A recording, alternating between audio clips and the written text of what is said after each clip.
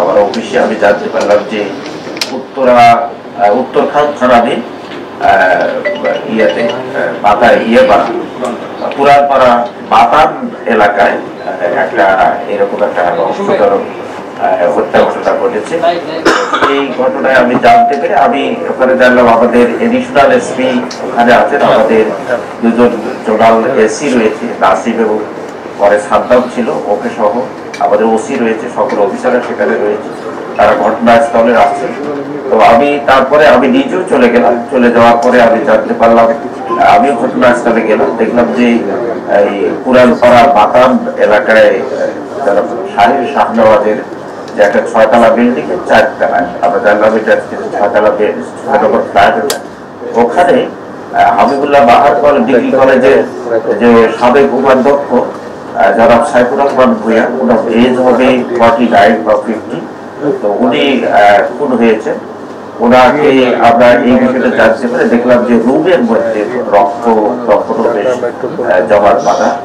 আমরা ওখান থেকে আমাদের রক্ত মাখা ছুরি, আমাদের টিম রয়েছে, আমাদের সাব ইন্সপেক্টর ওসি সকলে, ওই আমাদের যে বিছানা বেডশিট এগুলো আমরা জব্দ করেছি, জব্দ করে থানায় নিয়ে গেছি। থানায় নিয়ে গিয়ে আমরা এই বিষয়ে এই মামলা রহস্য উদ্ঘাটনের জন্য আমরা একটা টিম ওয়ার্ক করে আমি সহ আমাদের এডিশনাল এসপি, এডিসি, আমাদের দুজন এসি, আমাদের অফিসার ইনচার্জ উত্তরখান থানা, তদন্ত এবং অন্যান্য সাব ইন্সপেক্টর বৃন্দ মিলে আমরা বসে এই বিষয়ে রহস্য উদ্ঘাটন দ্রুত যাতে এটা ডিটেক্ট করা যায়, করার জন্য আমরা সারা রাত ধরে এখানে সিনিয়র অ্যানালিসিস করি এবং সিসিটিভি ওই এলাকায় আছে এগুলো দেখে, এবং যারা সাইফুর রহমানের তখন তিনি জীবিত ছিলেন, তখন তাকে যারা হসপিটাল নিয়ে গিয়েছে তাদেরকে জিজ্ঞাসাবাদ করে, স্থানীয় জিজ্ঞাসা করে আমরা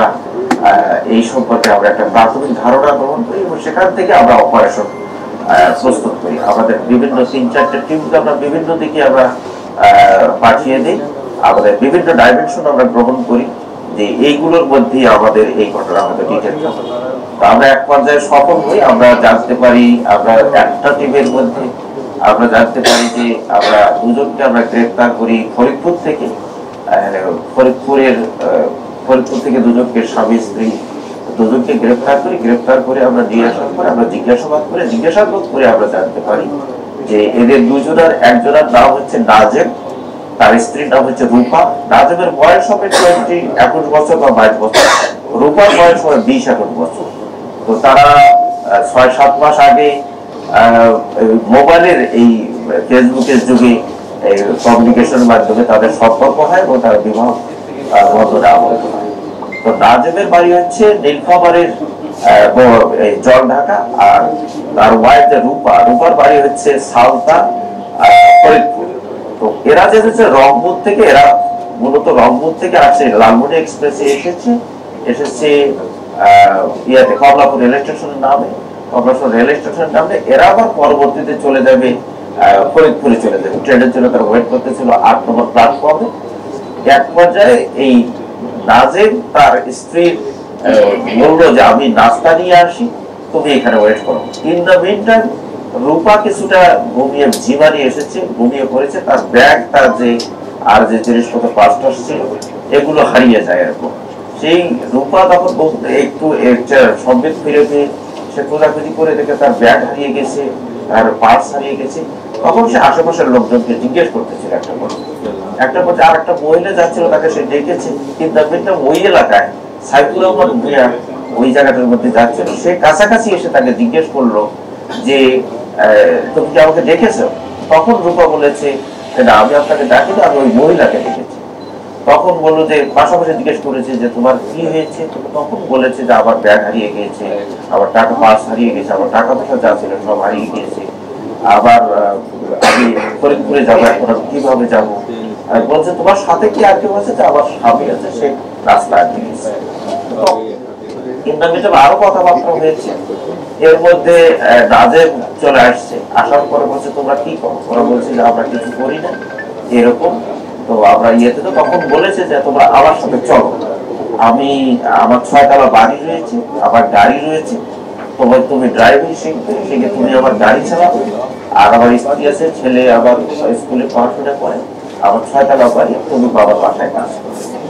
এই কথা বলে ওদেরকে প্রথমে রিক্সায় উঠিয়ে ওখান থেকে তারপরে বাসে নেয়, বাসে নিয়ে উত্তরাটায়, উত্তরার থেকে তাদেরকে অটোতে চলে যায়, গিয়ে এই যে কুরআনপাড়া বাতা উত্তরখানায় এই বাসায় তোলার পর তাকে যে লক চাবি দিয়ে খুলছিল, তখন রূপা জিজ্ঞেস করেছে তাকে যে আপনি তো বললেন আপনার স্ত্রী আছে, এখানে আপনার স্ত্রী কোথায়, আপনি তো নিজে আপনার তালাবদ্ধ রূপ বাসা। তখন বলেছে যেটা আমার স্ত্রী আর এক বাসায় চলে গেছে, 4-5 দিন পরে আসবে। এরপরে যা ওরা ভেতরে থাকে, থাকার পরে ওই এরপর এটা হচ্ছে আপনার রোজার আগের দিনের কথা, পরের দিন রোজা শুরু হবে। তো এর মধ্যে আপনার এই যে থাকলো, থাকার মধ্যে আস্তে আস্তে রূপার বক্তব্য মতে আমাদের জিজ্ঞাসা মতে যে বক্তব্য দিয়েছে, যে স্বীকার করেছে যে তার এই বিভিন্ন সময়ে এই সাইফুর রহমান তাকে শ্লীলতাহানি করতো, তাদের যৌন লালসা তার পূরণ করার জন্য নানাভাবে তাকে যৌন নির্যাতন করতো। সে যখন বাইরে যেত তাদেরকে তাকে তালা দিয়ে রেখে যেত, বলতো যে তোমরা বারান্দার কাছে যাবা না, গেলে তোমার হাজবেন্ডকে মেরে ফেলবো। তারপরে আপনার বিভিন্ন সময় তার শরীরের বিভিন্ন অংশে হাত দিত। বিভিন্ন রুম আরো ছিল, সে কোনো রুমে কোনো ফার্নিচার নেই, আমরাও গিয়ে দেখেছি। একটা রুমে শুধু একটা খাট রয়েছে, সেখানে বলতো অন্য রুমে থাকতে দেবে। একটা রুমই তারা শুধু 3 জনে, মাঝখানে ছেলেটা থাকে, থাকতো সাইফুর রহমান এক সাইডে, মেয়েটা এক সাইডে। বিভিন্ন সময় মেয়েটার গায়ে হাত দিত। তো সেই এইভাবে চলছিল। মেয়েটা খুবই বেশি এই বিষয়ে তার স্বামীকে যেহেতু মেরে ফেলতে চায়, তো সে কারণে সে এটা ভয়ে তার স্বামীকেও কথা বলতে পারছিল। তো এক পর্যায়ে শেষের দিন যেটা হচ্ছে 9 তারিখ দিবাগত রাতে, 10 তারিখ শুরুতে যেটা হয়েছে, 3 জনে একসাথে শুয়েছে। এক পর্যায়ে মেয়েটা গায়ে এসে হাত দিচ্ছিল, ছেলেটা হাত উপর দিয়ে দেওয়ার পরে তারপরে কিছুক্ষণ পরে ছেলেটা যখন ঘুমিয়ে গিয়েছে, রূপার হাজবেন্ড আছে, তখন সে উপস্থিত থেকে উঠে গিয়ে তাকে ইয়ে করার জন্য, হয়তো রেপ করার জন্য তাকে শরীরে উঠেছে। এক পর্যায়ে এই ধস্তাধস্তির পর্যায়ে এই নাজেম ঘুম থেকে উঠে যায়। ঘুম থেকে উঠে সে তাকে চিৎকার করে যে তুমি তাকে ছেড়ে দাও, রূপাকে ছেড়ে দাও, তাহলে কামড় করবে। এই পথে সে যখন ছাড়ছিল না, তখন তাকে ইয়ে করলো, সে রুম থেকে গিয়ে রান্না করতে একটা বটি নিয়ে এসে তখনও নাজেম বা রূপার বক্তব্য পথে যে তার শরীরের উপরেই হচ্ছে আপনার সাইফুর রহমান ভাইয়া, তখন তাকে কোপানো শুরু করে এই বটি দিয়ে। মাথার এই খুলিতে অনেকগুলো কোপ রয়েছে। এরপর যে ঠেকাতে যাচ্ছে, হাতের অনেকগুলো কোপ রয়েছে, অনেকগুলো কোপ খেয়েছে শরীরের বিভিন্ন জায়গায়। তো এক পর্যায়ে সে দৌড় দিয়ে বাথরুমের মধ্যে ঢুকে সিটকিনি দিয়েছে। দেওয়ার পরে এরা বাথরুমের বাইরে থেকেও সিটকিনি দিয়ে রুমে তালা দিয়ে, ওর একটা মোবাইল ছিল, একটা পার্স ছিল, চাবির একটা পোষা ছিল, প্রায় 10-12টা চাবি বা 7-8টা চাবি হবে, পোষা দিয়ে এরা চলে যায়। তো তারপরে সাইফুর রহমান হয়ে কোনোভাবে ভেঙে টেঙে প্লাস্টিকের দরজা যেহেতু বাথরুম বের হয়ে ব্যালকনি বারান্দা, ছোট বারান্দা দেখে চিৎকার করলে তখন স্থানীয় লোকজন এসে তাকে দ্রুত হাসপাতালে নিয়ে যায়। হাসপাতালে প্রথমে বাংলাদেশ মেডিকেলে নিয়ে যায়, তারা সেখানে দেয়নি এই পরিস্থিতি দেখে, বা তাদের সাপোর্ট ছিল, তারা গ্রহণ করেনি। তারপরে তারা রেডিকেল হসপিটালে নিয়ে যায়, সেখানেও তারা নেয়নি। তারপরে লেক ভিউ হসপিটালে যাওয়ার পরে সেখানে তারা চিকিৎসা কিছুটা শুরু করে।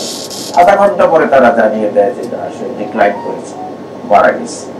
তো আমরা এই ঘটনাটা আমাদের যে টিম, আমি সহ আমাদের টোটাল টিম অক্লান্ত পরিশ্রম করেছে ওই জায়গাতে।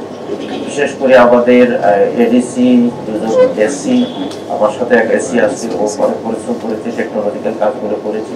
আমাদের ওসি তদন্ত, আমাদের সাবইন্সপেক্টররা, অন্যান্য সদস্যবৃন্দ, আমরা খুবই ডেডিকেটেডলি কাজটা করেছি। কারণ দ্রুততম সময়ের মধ্যে এটা যদি আমরা রহস্য উন্মোচন না করতে পারি, তাহলে হয়তো দেরি হয়ে গেলে হয়তো আমাদের কাজটা কঠিন হবে। তা আমরা সফল হয়েছি। আমরা 2 জন আসামিকে আমরা বিজ্ঞ আদালতে প্রেরণ করেছি। তারা সিআরপিসি 164 ধারায় জবানবন্দি দেবে, স্বীকারোক্তি প্রদান করবে। আশা করছি আমরা বিজ্ঞ আদালতে প্রদান করছি। আমরা মনে করছি যে এটি একটি অত্যন্ত প্রায় 12 ঘন্টারও কম সময়ের মধ্যে এরকম একটি ফ্লুলেস হত্যা মামলা রহস্য উন্মোচন করেছে। এটা আমাদের একটি অত্যন্ত বড় সফলতা বলে আমি মনে করছি এবং আমি আমার টিমকে অভিনন্দন জানাচ্ছি। এই ক্ষেত্রে আমাদেরকে সার্বক্ষণিক সহযোগিতা, আমাদেরকে দিক নির্দেশনা প্রদান করেছেন। আমরা টাইম টু টাইম আমাদের মাননীয় পুলিশ কমিশনার স্যারকে জানিয়েছি, আমাদের ক্রাইম বিভাগের দায়িত্বে নিয়োজিত আমাদের additional commissioner sir, crime and ops sir আমাদের নির্দেশনা দিয়েছেন, JC crime, joint commissioner crime আমাদেরকে টাইম টু টাইম আমাদের গাইডলাইন দিয়েছে। আমরা সেই ধারায় কাজ করে সফল হয়েছি। ধন্যবাদ আপনাদের।